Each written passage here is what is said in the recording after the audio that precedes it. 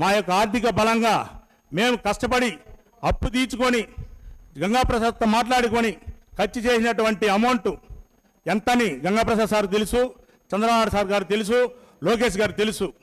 కానీ ఈరోజు పరిస్థితి మా నియోజకవర్గంలో ఎస్సీ రిజర్వ్డ్ అయిన నియోజకవర్గంలో ఎస్సీ కుటుంబంలో చిన్న చిన్న సమస్యలు వచ్చినప్పుడు నాన్నగారిని సస్పెండ్ చేయడం జరిగింది. నాన్నగారు సస్పెండ్ అయిన తర్వాత ఒక ఎస్సీ నియోజకవర్గంలో ఒక ఎస్సీనే ఎందుకు మీరు కోఆర్డినేటర్ పెట్టలేదు, ఒక ఎస్సీ కమ్యూనిటీలో ఉన్నటువంటి వాళ్ళని ఎందుకు నియోజకవర్గంలో ఇన్ఛార్జిగా పెట్టలేదు? దాదాపు 2,25,000 మంది ఓటర్స్ ఉన్నారు మా నియోజకవర్గంలో. వాటిలో 50 నుంచి 60,000 మంది జనాభా ఎస్సీ ఎస్టీలు ఉన్నారు.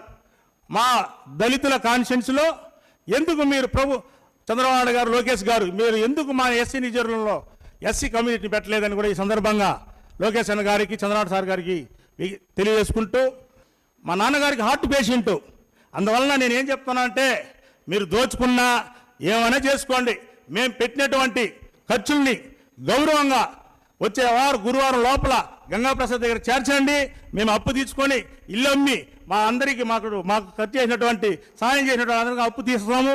గతంలో 45,000 మెజార్టీతో ఆదిమూలన్న గారు గెలిచారు. అప్పుడు కూడా మేము అప్పు ఇచ్చినాము, అప్పు ఇచ్చిన వాళ్ళకంతా అప్పు చేసినాము, ఎక్కడ ఎవరికి మోసం చేయము, మా కుటుంబంలో లేదు.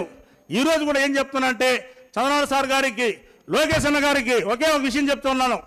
మేము పెట్టిన డబ్బులు ఖర్చులు మాది కాదు, మా అప్పులు.